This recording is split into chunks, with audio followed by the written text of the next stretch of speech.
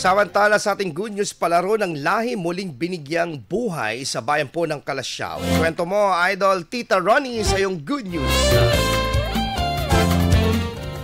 Masaya at napakasarap sa pakiramdam na muling makita ang mga kabataan na naglalaro sa labas kasama ang kanilang mga kaibigan. Isa itong mahalagang bahagi ng pagkabata ng maraming Pilipino bago pa man dumating ang makabagong teknolohiya. Sa bayan ng Kalasyaw, binibigyang buhay ang tradisyonal na mga larong Pilipino sa pamamagitan ng palarong lahi na isinasagawa tuwing Biyernes. Tampok rito ang iba't ibang larong Pinoy tulad ng palo sebo, kadang-kadang, karerang sako, hatakang lubid, pukpok palayok, patintero, tumbang preso, luksumbaka, agawang buko at ang kaabang-abang na agawang biik. Dito nasusubok ang lakas, liksi, diskarte at higit sa lahat pagkakaisa ng mga kalahok. Sulit ang bawat tagatak ng pawis kapalit ng tuwa at galak dala ng pagtitipon. Layon ng palarong lahi na hikayati ng mga kabataang makilahok upang buhayin at maipasa sa bagong henerasyon ang mga larong Pilipino na sumasalamin sa mayaman nating kultura at kasaysayan ngayong buwan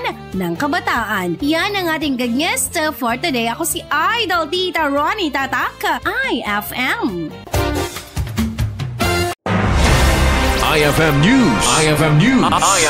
IFM News.